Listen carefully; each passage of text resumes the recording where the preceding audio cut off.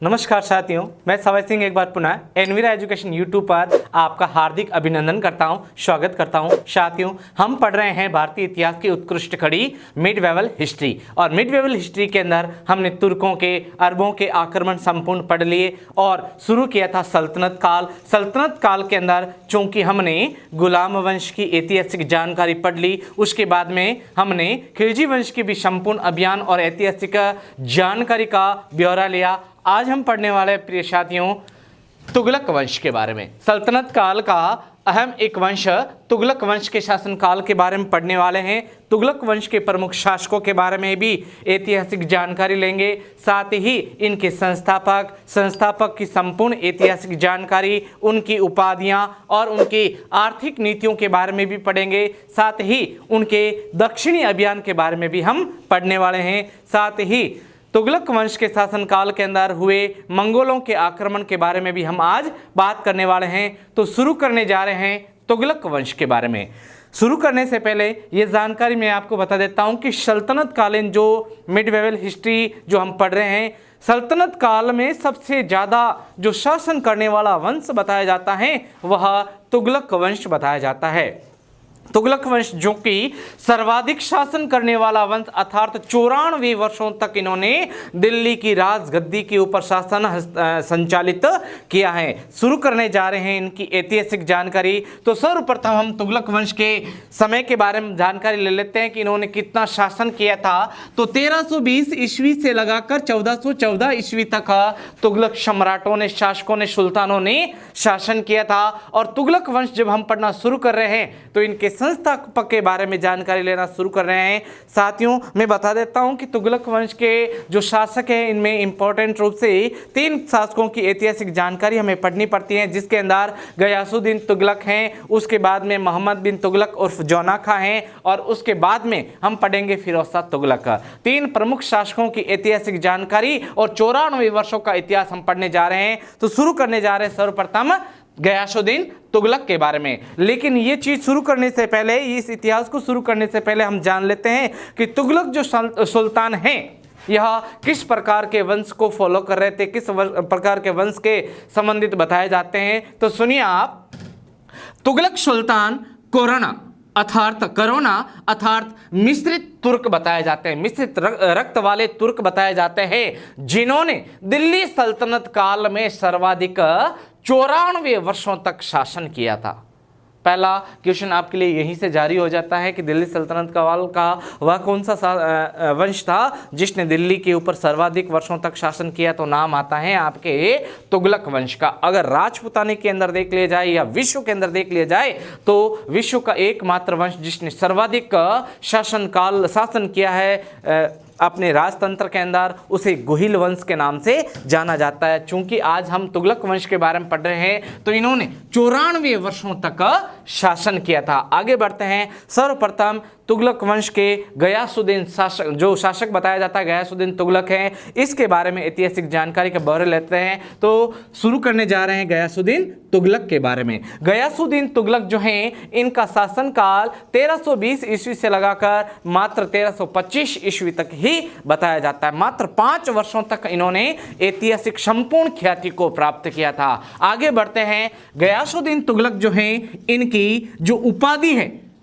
वास्तविक नाम के बारे में बात कर लेते हैं। तो सुनिए आप, इनका वास्तविक नाम बताया जाता है तुगलक गाजी। तुगलक गाजी के नाम से भी प्रसिद्ध बताए जाते हैं और तुगलक वंश का इन्हें संस्थापक भी कहा जाता है। साथ ही राज्यारोहण कब बताया जाता है इनका, तो राज्यारोहण बताया जाता है 8 सितंबर 1320 ईस्वी को। दूसरा क्वेश्चन यहां से सॉल्व हो गया अपना, राज्यारोहण की डेट भी आपसे पूछी जा सकती है। आगे बढ़ते हैं इनकी उपाधियों की ओर। गयासुद्दीन तुगलक के बारे में हम पढ़ रहे हैं, जो तुगलक वंश का प्रथम शासक बताया जाता है। इनकी उपाधियां अगर देखें तो पहली उपाधि गाजी मलिक और दूसरी उपाधि देखने को मिलता है तुगलक गाजी। और तुगलक गाजी का अर्थ क्या होता है सुनिए आप, काफिरों का वध करने वाला। अर्थात तुगलक जो गयासुद्दीन तुगलक हैं ये कट्टर मुसलमान बताया जाता है। काफिरों से अर्थ यहाँ पर हिंदुओं का निकलता है। मुसलमान जो आक्रमणकारी या फिर जो सुल्तान हैं ये हिंदुओं को काफिर यानी डरपोक मानते थे। और इसने 29 बार मंगोलों के आक्रमण को क्या किया है, विफल किया। यहां पर हम थोड़ी सी ऐतिहासिक जानकारी प्राप्त कर लेते हैं मंगोलों के बारे में। ऐतिहासिक जानकारी मंगोलों के बारे में, तो मंगोल जाति जो आक्रामक जाति के नाम से भी जानी जाते हैं, खूंखार जाति के नाम से भी जानी जाती है, आदमखोर जाति की भी इनको नाम दिया है इतिहासकारों ने। मंगोल जो जाति है आक्रमणकारी, इनका वतन बताया जाता है मंगोलिया। क्या बताया जाता है, मंगोलिया बताया जाता है। इतिहासकार कहते हैं कि मंगोल जहां कहीं भी आक्रमण करते थे उस नगर के संपूर्ण व्यक्तियों को मार देते थे, यहां तक कि कुत्ते बिल्लियों को भी जीवित नहीं छोड़ते थे। और खेत खड़न अर्थात खेत को जब खड़ा जाता उस प्रकार जो जमीन की कंडीशन कैसी होती है उसी प्रकार नगरों को भग्न अवशेष में तब्दील करके रख देते थे। और मंगोलों की तरफ से सबसे पहले अगर किसी का नाम या जिक्र हमें पढ़ने को मिलता है तो वो है आपके चंगेज खान। क्या नाम, चंगेज खान के बारे में डिटेल हमें निकल कर सामने आती है और इसका वास्तविक नाम बताया जाता है तैमोजीन। और ये विश्व इतिहास से संबंधित चैप्टर है, थोड़ा सा जरूर ध्यान रखना। रिट है, फर्स्ट ग्रेड लेवल जो है वैकेंसी या राजस्थान पुलिस है, इसमें सबसे इंपॉर्टेंट चैप्टर के तौर पर भी इसको देखा जाता है। सुनिए आप, चंगेज खान जो है इनका लीड पर्सन बताया जाता है मंगोलों का। और चंगेज खान वह आक्रमणकारी था जिसने जहां कहीं भी अटैक किया वहां पर शादियां की है। तो इनका वंश वृक्ष जो है बहुत ही फला फूला और आगे बढ़ा है। और चंगेज खान के वंशजों के अंदर कुबलई खान है, ओगोदई है, चगताई है, ये प्रमुख रूप से शासकों के नाम देखने को मिलता है। इनमें सर्वविख्यात जो अच्छा शासक सामने आया है उसका नाम बताया जाता है कुबलई खान। साथियों, अगर पूछा जाए कि मंगोलों की तरफ से सर्वाधिक किस देश के ऊपर आक्रमण किया गया था तो नाम आता है चीन। चीन के ऊपर सर्वाधिक मंगोलों के आक्रमण किए गए थे।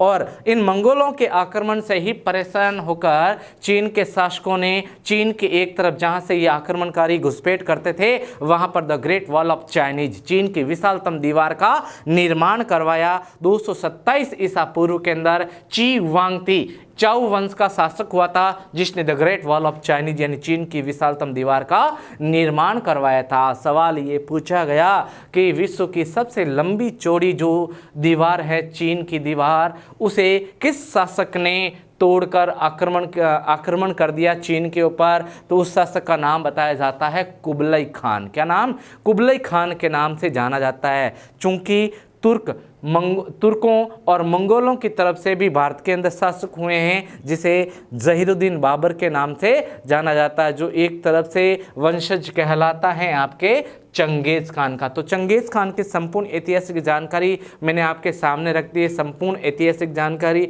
हम बात कर रहे थे the great wall of Chinese, चीन की विशालतम दीवार की। इसकी एग्जैक्ट दूरी आज तक पता नहीं चली है, लेकिन अगर चंद्रमा के ऊपर खड़े होकर धरती का आंकलन किया जाए, देखा जाए तो इसे एक रेखा के रूप में देखा जाता है। तो धरती पर दिखने वाली रेखा के समान जो दीवार बताई जाती है उसे चीन की दीवार के नाम से जाना जाता है। इतिहासकारों ने इसकी लगभग जो लंबाई बताई है वो 3219 किलोमीटर बताई है। हाइट चेस्ट बताया जाता है तो हाइट जो बताई जाती है कहीं से 5 मीटर है, कहीं से 10 मीटर, अर्थात ये उबड़ खाबड़ पहाड़ियों के अंदर बनाई गई। और विश्व का सबसे लंबा चौड़ा कब्रिस्तान जो है वो चीन की दीवार को कहा जाता है, क्योंकि हजारों लोग यहां पर इस दीवार के अंदर काम किया करते थे। मरने के बाद में या कि ऐसी कोई आकस्मिक घटना हो जाती थी तो उसी दीवार के अंदर उनको कब्र में दफना दिया जाता था। तो चीन की दीवार के बारे में भी पढ़ लिया और चंगेज खान और मंगोलों के आक्रमण के बारे में पढ़ लिया। चूंकि हमने पहले बात की थी मंगोलों का सर्वाधिक आक्रमण हुआ है चीन के ऊपर,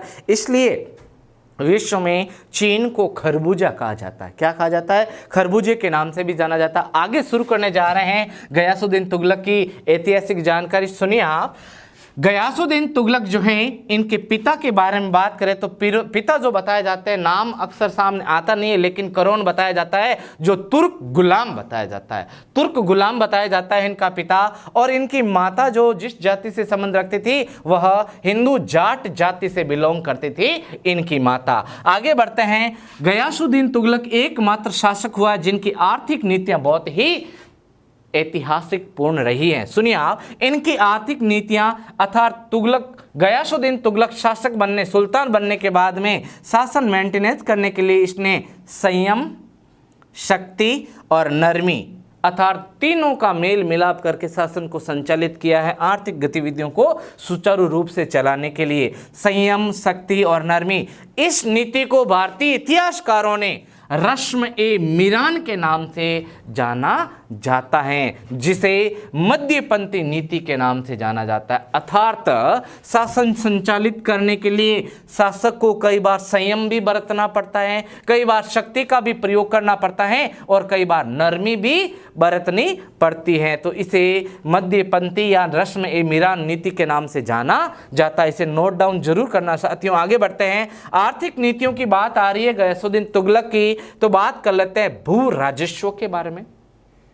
गयासुद्दीन तुगलक जो शासक था, सुल्तान था दिल्ली सल्तनत के तुगलक वंश का, इसने 1/10वां भाग निश्चित किया है कर के रूप में, भू राजस्व के रूप में 1/10वां भाग कर और भाग निश्चित कर इसने पुराने जितने भी प्रकार के ऋण थे किसानों के ऊपर, कृषकों के ऊपर, काश्तकारों के ऊपर, उन्हें संपूर्ण रूप से माफ कर दिया। साथियों, जब हम मुगल काल पढ़ेंगे तो किसानों के बारे में भी पढ़ने को मिलता है। आईने अकबरी के अंदर किसानों के बारे में भी पढ़ने को मिलता है। किसान दो प्रकार के बताए जाते हैं, एक खुद काश्त बताया जाता है, एक पाही काश्त बताया जाता है। खुद काश्त का अर्थ होता है अपने खुद की खेती के ऊपर, भूमि के ऊपर, कृषि योग्य भूमि के ऊपर खेती करना खुद काश्त, और पाही काश्त का मतलब होता है किराए के ऊपर जो कृषि को जमीन को लेकर खेती करना, वो पाही काश्त के नाम से जाना जाता है। साथियों, एक बार एक सवाल भी पूछा जाता है कि काश्तकार को मौर्य काल में क्या कहा जाता है, तो काश्तकार को मौर्य काल में उपवास कहा जाता है। क्या कहा जाता है? उपवास कहा जाता है। इसलिए नोट टू बी पॉइंट जरूर ध्यान रखना।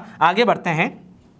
आर्थिक नीतियों के बारे में बात कर लेते गयासुद्दीन तुगलक के बारे में। तो कृषि हेतु इन्होंने कृषि को बढ़ावा देने के लिए नहरों और कुओं का निर्माण करवाने वाला यह पहला सुल्तान बताया जाता है। उत्तर भारत के अंदर 5 बड़ी वृद्ध परियोजनाएं, नहर परियोजनाएं जो सुचारू रूप से संचालित करने वाला, बनवाने वाला कौन बताया जाता है? गयासुद्दीन तुगलक बताया जाता है। अब हम आगे बढ़ते हैं, बात कर लेते हैं गयासुद्दीन तुगलक के साम्राज्य विस्तार के बारे में। तो सुनिए आप, साम्राज्य विस्तार के लिए गयासुद्दीन तुगलक ने दक्षिण भारत को जीतना बहुत ही अहम बताया है। तो सुनिए आप, साम्राज्य विस्तार में गयासुद्दीन तुगलक ने दक्षिण भारत को जीतने के लिए पुत्र, जरूर याद रखना, नोट टू बी पॉइंट, जोना खां उर्फ मोहम्मद बिन कासिम, जो अपने आप में एक ख्यातिपूर्ण शासक बताया जाता है। सुनिए आप, पुत्र जोना खां उर्फ मोहम्मद बिन तुगलक को दक्षिणी भारत अभियान पर भेजा तथा मोहम्मद बिन तुगलक ने वारंगल, मदुरै सहित कांपिल्य को छोड़कर संपूर्ण दक्षिणी भारत अर्थात दक्षिणी भारत को दिल्ली सल्तनत में सबमिट यानी मिला के रख दिया था। और जोना खान ने बाद में वारंगल, जरूर ध्यान रखना, वारंगल अर्थात तेलंगाना, आधुनिक तेलंगाना जो आंध्र प्रदेश से अलग हुआ है, तेलंगाना का नाम बदलकर सुल्तानपुर रखा। ये सवाल कई बार पूछा गया, जरूर ध्यान रखना है। तो जोना खां उर्फ मोहम्मद बिन तुगलक ने वारंगल यानी तेलंगाना का नाम बदलकर सुल्तानपुर नाम रखा। और गयासुद्दीन तुगलक जो बहुत ही घोर विरोधी बताए जाते हैं सूफी संत निजामुद्दीन औलिया के। निजामुद्दीन औलिया किस क्षेत्र से बिलोंग करते थे? तो दिल्ली बताए जाते हैं। चिश्ती संप्रदाय से सूफी संत बने थे निजामुद्दीन औलिया, और निजामुद्दीन औलिया के घोर विरोधी बताए जाते हैं गयासुद्दीन तुगलक। बता देता हूं कि निजामुद्दीन औलिया जो हैं, दिल्ली के अंदर इनकी दिनों दिन प्रसिद्धि सुनकर निजामुद्दीन औलिया से जेलस यानी जलने लगे हैं गयासुद्दीन तुगलक। जब गयासुद्दीन तुगलक जो हैं, इन्होंने बिहार में रहते हुए दिल्ली स्थित निजामुद्दीन औलिया को गिरफ्तार कर इन्हें कालकोठरी में डालने के लिए जब आदेश दिया, तो निजामुद्दीन औलिया का प्रसिद्ध वक्तव्य एक आज भी बहुत ही गुंजायमान है। सुनिए आप वक्तव्य, हुजूर दिल्ली दूरस्थ, अर्थात दिल्ली अभी दूर है। ये किसका प्रसिद्ध वक्तव्य बताया जाता है?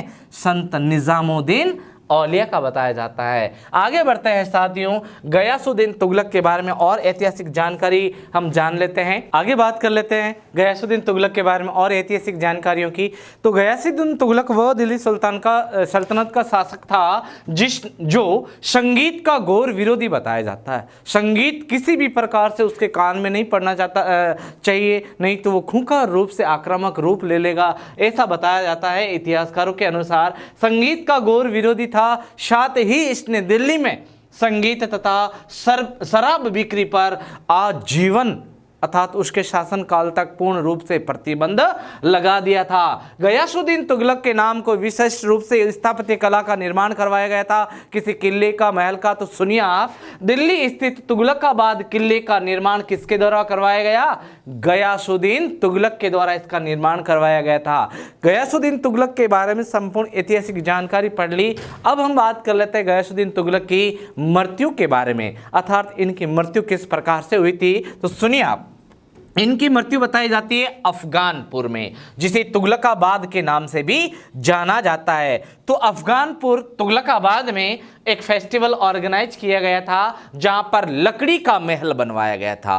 अब तुगलकाबाद में लकड़ी के महल गिरने से नीचे दबकर गयासुद्दीन तुगलक की इंतहिला हमेशा के लिए समाप्त हो गई। गयासुद्दीन तुगलक की मृत्यु हो गई। अब गयासुद्दीन तुगलक जो हैं, इनकी मृत्यु के ऊपर भी इतिहासकारों ने अपने तथ्य प्रस्तुत किए हैं। तो सुनिए आप, इतिहासकार बताते हैं गयासुद्दीन तुगलक की मृत्यु के बारे में कि इस घटनाक्रम को पुत्र जोना खां और मोहम्मद बिन तुगलक का एक षड्यंत्र मानते थे। राजगद्दी को हासिल करने के लिए पुत्र जोना खां ने अपने पिता गयासुद्दीन तुगलक की क्या कर दी थी? हत्या करवा दी थी। नीचे दबकर उनकी मृत्यु हो गई। और अक्सर पूछा जाता है कि गयासुद्दीन तुगलक का मकबरा कहाँ पर स्थित है। हालांकि है भग्न अवशेष में, जीर्ण शीर्ण अवस्था में पहुंच गए हैं। दिल्ली स्थित अर्थात दिल्ली में गयासुद्दीन तुगलक का मकबरा बताया जाता है। साथियों आगे बढ़ते हैं। तुगलक वंश का जो आगे शासक पढ़ने को मिलता है, मोहम्मद बिन तुगलक उर्फ जोना खां, उसकी संपूर्ण ऐतिहासिक जानकारी के बारे में हम जानकारी ले लेते हैं। गयासुद्दीन तुगलक के बाद में अब हम बात कर लेते हैं मोहम्मद बिन तुगलक उर्फ जोना खां उर्फ उलुग खां के बारे में ऐतिहासिक जानकारी बात कर लेते हैं। साथियों बता देता हूं कि सल्तनत काल का सबसे विद्वान, शिक्षित, पढ़ा लिखा सुल्तान होने के बाद में भी इनकी जो नीतियां हैं, इनके ऑपोजिट चली गई थी। नीतियों के कारण ये बदनाम हो गया, जिसके कारण जनता का अचहेता शासक बन गया था। और इनकी प्रमुख जो नीतियां हैं, नीतियों के साथ में इनकी जो ऐतिहासिक जानकारी है, वो संपूर्ण विश्लेषण के आधार पर हम पढ़ना जा रहे हैं। शुरू करते हैं मोहम्मद बिन तुगलक के बारे में। तो सर्वप्रथम बात की जाती है इनके शासनकाल की। तो मोहम्मद बिन तुगलक का शासनकाल 1325 ईस्वी से लगाकर 1351 ईस्वी तक देखा जाता है। और इनका मूल नाम जो बताया जाता है वो है आपके Ulugh Khan. Very important chapter of the Tughlaq वंश, जरूर नोट डाउन करना कि राजमुंदरी शिलालेख, सल्तनत काल का पहला सुल्तान जिसके बारे में किसी अभिलेख के बारे में अपने को विस्तृत जानकारी मिलती है। राजमुंदरी शिलालेख में उलुग खां को दुनिया का खान बताया गया है। किसका खान? दुनिया का खान बताया गया है। आगे बढ़ते हैं और इनके बारे में जानकारी ले लेते हैं, ये किस प्रकार की विद्वता रखते थे अपने आप में। मोहम्मद बिन तुगलक मध्यकालीन शासकों में जो 712 से लगाकर 1707 बताया जाता है, जिसमें अरबों के आक्रमण, तुर्कों के आक्रमण, सल्तनत काल और मुगल काल बताया जाता है, संपूर्ण मध्यकालीन भारतीय इतिहास। तो मोहम्मद बिन तुगलक मध्यकालीन शासकों में सबसे शिक्षित, पढ़ा लिखा, विद्वान, बुद्धि संपन्न, धर्मनिरपेक्ष, कला प्रेमी और अनुभवी सैनिक भी बताया जाता है। सबसे विद्वान सुल्तान बताया जाता है मोहम्मद बिन तुगलक। बात करें अगर इनके अन्य नामों के, तो अन्य नाम जो दिए गए हैं वो भारतीय इतिहासकारों के अनुसार दिए गए हैं। और साथ ही वापस में रिपीट कर देता हूं, एक बार पिछली क्लास जो हमने वीडियो शूट किया था उसके अंदर हमने मध्यकालीन प्रमुख जो भारतीय इतिहास के प्रमुख साहित्य हैं, साहित्यकार हैं और उसके अंदर ग्रंथ परिचय हैं, वो संपूर्ण रूप से मैं पढ़ा चुका हूं। चूंकि मुगल काल का जो साहित्यिक स्रोत का परिचय है वो आगे अग्रिम वीडियो के अंदर हम जरूर देंगे। तो सुनिए आप, इतिहासकारों ने जो मोहम्मद बिन तुगलक को नाम दिए हैं, पहला नाम स्वप्नशील बादशाह अर्थात अपनी जो नीतियां हैं उनको स्वप्न में देखकर सपन में ढालकर क्रियान्वयन करने वाला शासक बताया, अर्थात इसे स्वप्नशील अर्थात स्वप्न देखने वाला शासक बताया है, पागल भी बताया है और रक्त पिपासु जनता का रक्त पीने वाला भी इसे बताया है। इतिहास में आगे हम पढ़ेंगे मोहम्मद बिन तुगलक के अंदर कि मोहम्मद बिन तुगलक को एक इतिहासकार ने धनवानों का राजकुमार कहा है, अर्थात इनकी जो नीतियां हैं वो धनवानों के लिए कारगर सिद्ध हुई, लेकिन निर्मम जनता जो है इसके अंदर पिस कर रह गई थी। सुनिए आप, स्वप्नशील बादशाह, पागल, रक्त पिपासु इन्हें कहा जाता है। ये नाम इन्हें अपनी नीतियों के कारण मिले हैं और नीतियां अभी हम सविस्तार पढ़ने वाले हैं। आगे सुनिए आप, इतिहासकार ज़ियाउद्दीन बरनी, बदायूनी और फरिश्ता तीनों इतिहासकारों ने मोहम्मद बिन तुगलक को अधर्मी शासक घोषित किया है। कैसा शासक? अधर्मी, किसी भी प्रकार का धर्म न मानने वाला अधर्मी शासक किसे बताया है? मोहम्मद बिन तुगलक को। अब हम बात कर लेते हैं कि मोहम्मद बिन तुगलक जो है विद्वान होने के नाते किन किन चीज़ों का जानकार बताया जाता है मोहम्मद बिन तुगलक को। तो मोहम्मद बिन तुगलक जो है यह अरबी भाषा, फारसी भाषा का एक विद्वान बताया जाता है, साथ ही खगोल शास्त्री भी बताया जाता है, दर्शन शास्त्री यानी फिलोसफिस्ट भी बताया जाता है, गणितज्ञ भी बताया जाता है और चिकित्सा विभाग में भी, चिकित्सा विज्ञान में भी यह सुल्तान निपुण बताया जाता है। आगे बढ़ते हैं कि मोहम्मद बिन तुगलक का सुशासन काल हम पढ़ रहे हैं। इनके शासन काल के अंदर दिल्ली सल्तनत जो है कितने प्रांतों में, राज्यों में विभक्त था, ये सवाल भी कई बार पूछा गया। तो तत्कालीन दिल्ली सल्तनत जो है ये 23 प्रांतों में विभक्त थी, जिनकी वार्षिक आय इनकम जो है यह 6 लाख वार्षिक टंका बताई जाती है। क्या बताई जाती है? टंका, चांदी की मुद्रा। अब हम बात कर लेते हैं मोहम्मद बिन तुगलक के द्वारा अपने शासन संचालन के अंदर 5 प्रमुख रूप से जो नीतियां बनाई हैं, योजनाएं बनाई हैं, हालांकि सारी योजनाएं धरी की धरी रह गई। सविस्तार इनकी योजनाओं के बारे में जानकारी ले लेते हैं। सुनिए आप, इनकी जो नीतियां हैं इसके बारे में इतिहासकार बरनी लिखता है। इतिहासकार बरनी के अनुसार मोहम्मद बिन तुगलक की 5 असफल योजनाएं जिसके कारण ये सुल्तान बदनाम हो गया। पहली इनकी योजना, मोहम्मद बिन तुगलक जो है इसने शासक बनने के बाद में गंगा व यमुना, साथियों जरूर नोट डाउन करना, ये वह क्षेत्र है जहाँ पर सबसे ज़्यादा कृषि उत्पन्न अर्थात फसलें जो है ये उत्पन्न होती हैं, लेकिन गंगा व यमुना 2 आब क्षेत्र जो है इसमें कर वृद्धि कर दी है मोहम्मद बिन तुगलक ने शासक बनने के बाद में। ये घटना बताई जाती है 1335 से लगाकर 1336 ईस्वी की, 1335 से 1336 ईस्वी की बताई जाती है, जिसके कारण काश्तकार जो हैं वो परेशान हो गया और काश्तकार की नज़रों में मोहम्मद बिन तुगलक है वो रक्त का पिपासु बन गया। नंबर 2, दूसरी जो योजना बताई जाती है वो है आपके खुरासान व कराचिल अभियान। खुरासान व कराचिल अभियान अफगानिस्तान से संबंधित बताया जाता है। इन क्षेत्रों को जीतने के लिए, सफल सैन्य अभियान के लिए मोहम्मद बिन तुगलक जो हैं इन्होंने अपने जो सैनिक बताए जाते हैं 3,70,000 सैनिकों को इस अभियान के लिए, खुरासान और कराचिल को जीतने के लिए 3,70,000 सैनिकों को अग्रिम पेमेंट दे दिया और बाद में पता चला कि ये अभियान पूरा का पूरा असफल यानी धराशाही हो गया। इसके कारण पेमेंट भी हाथ से गया है और काम भी साक्षात सिद्ध नहीं हुआ है। दूसरी असफल योजना, तीसरी असफल योजना जो देखने को मिलती है मोहम्मद बिन तुगलक के शासनकाल की, वो है सांकेतिक मुद्रा का प्रचलन करना। सांकेतिक यानी संकेत देने वाली मुद्रा अर्थात कांसे का टंका इन्होंने प्रचलित किया है, लेकिन सांकेतिक होने के कारण लोग अपने घरों के अंदर जाली मुद्राएं छापना शुरू कर दिए थे, जिसके कारण ये योजना भी इनकी धरी की धरी रह गई। अब हम बात करते हैं अगली महत्वपूर्ण असफल योजना कि दिल्ली सल्तनत का सुल्तान बनने के बाद में मोहम्मद बिन तुगलक ने अपनी राजधानी जो है, जनता जब इनके विपक्ष हो गई तो जनता को वापस रास्ते पर लाने के लिए या जनता से अपना बदला लेने के लिए सुल्तान मोहम्मद बिन तुगलक ने राजधानी जो है वो बदलकर दिल्ली से देवगिरी यानी दौलताबाद कर दिया। जिसके कारण जनता आहत हो गई, परेशान हो गई। जनता को अपनी संपूर्ण प्रॉपर्टी को छोड़कर कहाँ जाना पड़ा, दौलताबाद यानी देवगिरी जाना पड़ा था, जिसके कारण जनता की नज़रों में हमेशा के लिए बुरा करैक्टर वाला शासक सुल्तान बन गया है मोहम्मद बिन तुगलक। आगे बढ़ते हैं। इनकी अंतिम असफल योजना भारतीय कृषि में फसल चक्रावर्तन पद्धति को अपनाना भी इनकी अंतिम जो असफल योजना बताई जाती हैं। संपूर्ण असफल योजनाओं के बारे में हमने ब्यौरा ले लिया, साथ ही इनकी ऐतिहासिक जानकारी और विद्वता के बारे में भी पढ़ लिया। आगे बढ़ते हैं और ऐतिहासिक जानकारी क्या निकल कर सामने आती है मोहम्मद बिन तुगलक के बारे में बात कर लेते हैं। मोहम्मद बिन तुगलक के बारे में और ऐतिहासिक जानकारी की तो मोहम्मद बिन तुगलक वह पहला सुल्तान बताया जाता है जिसने हिंदुओं के होली के त्यौहार व अन्य त्योहारों में भाग लेने वाला सुल्तान बताया जाता है।